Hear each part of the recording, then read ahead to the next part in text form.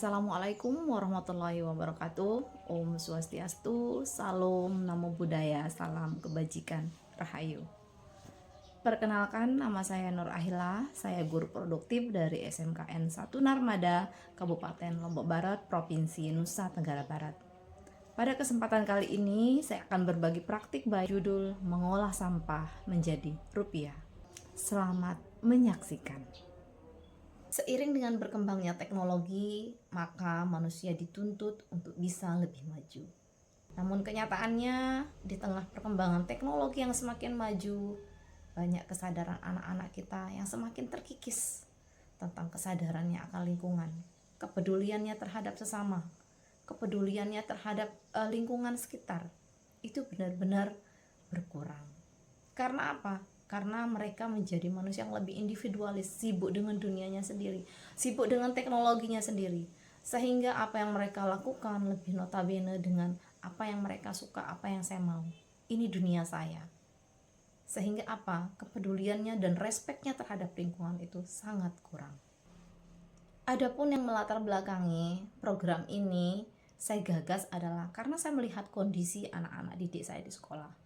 Terutama anak-anak didik saya memiliki latar belakang dari keluarga menengah ke bawah. Dan ada beberapa di antara mereka, bahkan sebagian dari anak-anak didik kami, itu ada yang yatim, ada yang piatu, bahkan ada yang yatim piatu. Melihat kondisi ini dan melihat orientasi mereka masuk sekolah di SMKN 1 Narmada adalah untuk bisa bekerja setelah mereka selesai sekolah untuk mencukupi kebutuhan keluarga mereka. Maka membuat saya untuk berpikir hal apa yang mampu saya lakukan sebagai seorang pendidik untuk bisa mewujudkan harapan mereka, mewujudkan cita-cita mereka, mewujudkan impian mereka sesuai dengan apa yang mereka inginkan, yang membuat mereka suatu saat menjadi lebih bahagia dengan apa yang mereka impikan. Sedangkan faktor yang ketiga ialah melihat kondisi lingkungan sekolah, di mana dengan latar belakang anak-anak didik saya dari keluarga menengah ke bawah, kemudian orientasi mereka untuk dapat penghasilan dan bekerja, maka ada peluang yang saya lihat dengan kondisi lingkungan yang saat ini terjadi di sekolah saya, yaitu banyaknya gelas-gelas plastik dan kantong plastik yang berserakan di mana-mana. Hal ini terjadi karena apa? Karena yang tadi, rasa kepedulian, rasa empati anak-anak didik kita terhadap lingkungan sekitar itu sudah berkurang. Jangankan terhadap lingkungan, terhadap sesama mereka saja mereka menjadi orang yang lebih individualis, tidak peduli dengan lingkungan sekitar. Melihat ketiga faktor ini, maka terpikirlah dalam benak saya bahwa ini adalah sebuah peluang. Kondisi lingkungan banyak dipenuhi oleh kantong-kantong plastik, gelas-gelas plastik, dan kalaupun dijual itu bisa menghasilkan rupiah.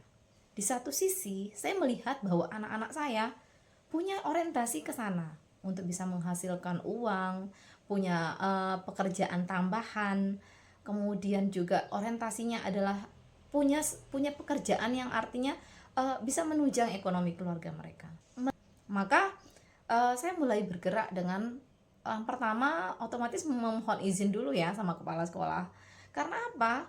Karena untuk mewujudkan sebuah program di suatu instansi, tentu pimpinan itu menjadi pemangku utama yang harus kita sowan dulu. Supaya apa?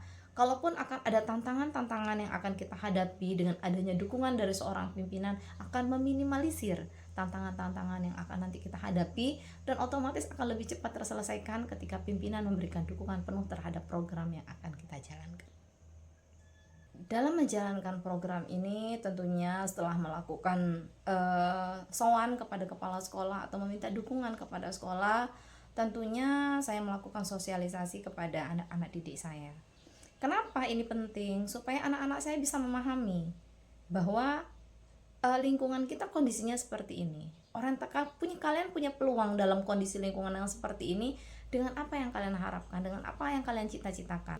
Ada beberapa anak lebih orientasinya adalah mengumpulkan gelas-gelas plastik. Namun ada anak-anak juga yang punya kreativitas dia mampu mengolah, Bu, kayaknya kita bisa buat ini deh, Bu. Untuk menjalankan program ini harus benar-benar anak yang punya pure dari hatinya untuk mau menjalankan. Karena apa? Masalah lingkungan itu bukan masalah yang harus bisa dipaksa, tapi butuh kesadaran. Karena apa? Karena kita tidak bisa mengajak orang untuk merubah atau untuk membentuk atau menjaga lingkungan kalau dia sendiri tidak punya rasa empati terhadap lingkungannya sendiri. Sejauh ini program ini masih berjalan dan kita sudah melakukan branding produk, yaitu kita mendaftarkan produk kita di Shopee. Mungkin usaha ini tidak besar ya, masih sangat kecil sekali, tapi setidaknya dari hal kecil ini bisa membantu anak-anak didik saya yang memang dalam kondisi kekurangan, bisa punya penghasilan tambahan, dan mereka mengerti arti sebuah tanggung jawab dan kemandirian, bagaimana menghasilkan sebuah produk kemudian hingga mereka mendapatkan penghasilan dari produk yang mereka buat. Dan alhamdulillahnya karena di sekolah itu memang banyak sekali gelas plastik sampai bergunung-gunung, sehingga kalau dalam sehari itu kita bisa dapat 2 kantong plastik hitam, dua kantong plastik hitam yang kita kumpulkan gelas plastik.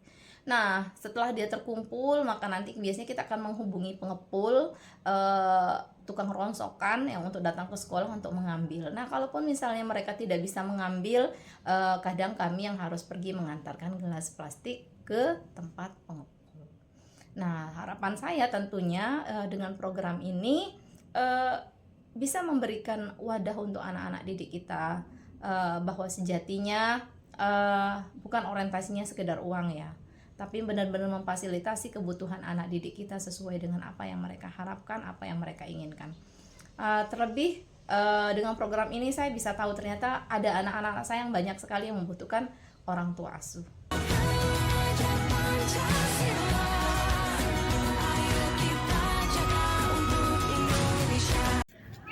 Perkenalkan, nama saya Asterina Yani, saya dari kelas 11 TKJB.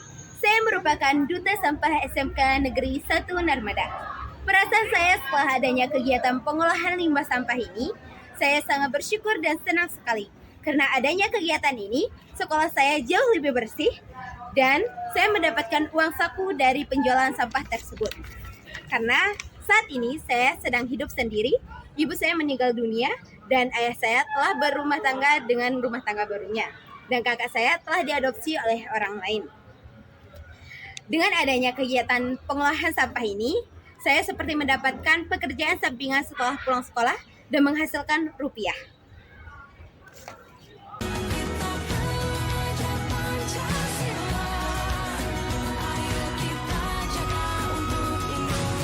Perkenalkan, nama saya Ayu Adani, saya dari kelas 11 TKJP. Saya merupakan duta sampah SMKN 1 Narmada. Perasaan saya tentang adanya pengelolaan limbah sampah plastik ini tentunya sangat keren dan seru, dikarenakan saya dan teman-teman saya dapat mengasah kreativitas dalam berkarya. Kita bisa membuat gaun-gaun mewah dari sampah plastik yang akan ditampilkan di event-event sekolah. Selain itu, sampah plastik yang ada di sekolah kita menjadi lebih berkurang dan lingkungan pun menjadi lebih indah dan bersih.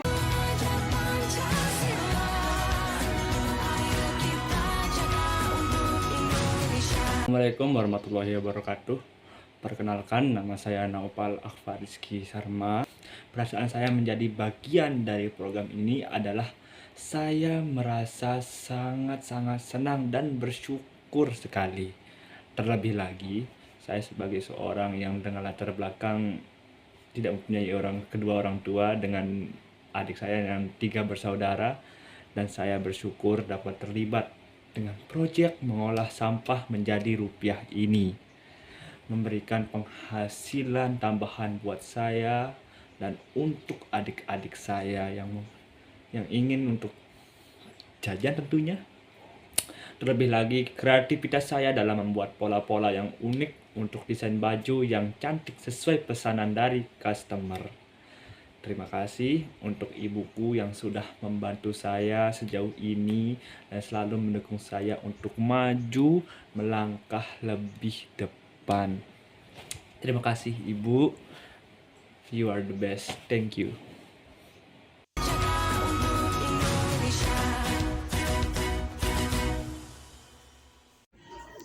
Harapan saya, semoga program ini bisa mendapatkan dukungan yang lebih luas lagi, sehingga sampah yang awalnya dianggap musibah bisa menjadi berkah karena menghasilkan rupiah. Terima kasih.